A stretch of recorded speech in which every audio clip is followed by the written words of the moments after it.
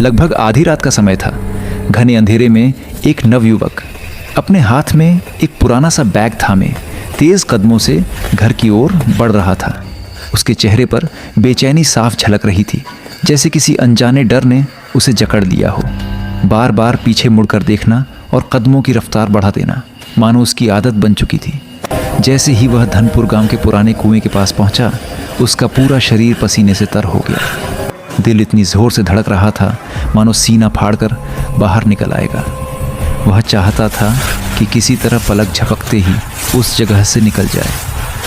हे ईश्वर, मेरी रक्षा करना। ईश्वर से रक्षा की प्रार्थना करता रहा और अपने कदम और तेज कर ली। लेकिन तभी उसके कानों में अचानक किसी के पायल की धीमी सी छन छन सुनाई दी। आवाज़ सुनते ही उसके पैर जैसे ज़मीन में गड़ गए।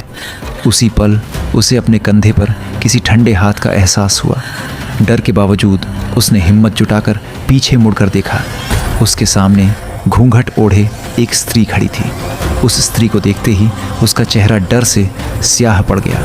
वह कुछ समझ पाता उससे पहले ही उस औरत ने अपना हाथ उसकी ओर बढ़ाया और एक ही झटके में उसकी गर्दन मरोड़ दी। उसका शरीर बेजान होकर ज़मीन पर गिर पड़ा। अगली सुबह कुएं के पास लोगों की भीड़ जमा हो गई। गांव में फुसफुसाहट फैल गई। पिछले 2 महीनों में ये 5वीं मौत है। ये ज़रूर किसी देवी या आत्मा का प्रकोप है। डर इतना बढ़ गया कि सूरज ढलते ही उस रास्ते से गुजरना मना कर दिया गया। इंसान ही नहीं, जानवरों को भी उधर जाने से रोक दिया गया। गांव के बुजुर्गों ने तय किया कि कुएं के पास माता आश्रय का एक छोटा सा स्थान बनाया जाएगा ताकि रोज भोग लगाया जा सके और देवी का क्रोध शांत हो जाए।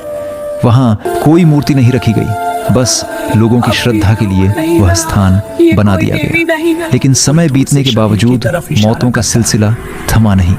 एक गहरी अंधेरी रात, काले कपड़े पहने, चेहरे को काली चादर से ढकी एक युवती हाथ में काली पोटली लिए चुपचाप कुएं के पास पहुंची। गांव के डर के कारण वहां कोई नहीं आता था। उसने अकेले ही कुएं के पास आसन लगाया, हल्दी कुमकुम चढ़ाया और अपनी उंगली से खून निकालकर कुएं को अर्पित किया। फिर उसने तेल का एक दीपक जलाया। उस रात से 3 महीने पहले उसी युवती ने आधी रात के समय कुएं के पास यज्ञ कुंड जलाया था। उसके पास बंधा हुआ एक मुर्गा रखा था और नर कंकाल की खोपड़ी में भरा हुआ रक्त। वह मंत्रों का धीमी आवाज़ में उच्चारण करती रही और तभी अचानक बलि दी गई। उस क्षण कुएं के भीतर से अजीब सी सिहरन उठी। ऐसा लगा मानो कोई आत्मा बाहर निकल आई हो।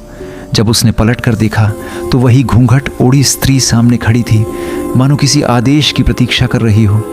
उस आत्मा को एक नाम दिया गया, लाल घूंघट वाली। सबसे भयानक बात यह थी कि जिस युवती ने बदले के लिए उस आत्मा को जगाया था, काव्या, वह खुद भी अब डरी हुई थी।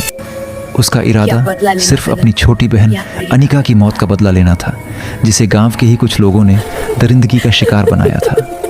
अनिका ने अपनी इज्जत बचाने के लिए कुएं में छलांग लगा दी थी। काव्या ने बदला तो ले लिया, लेकिन आत्मा को शांत करना भूल गई।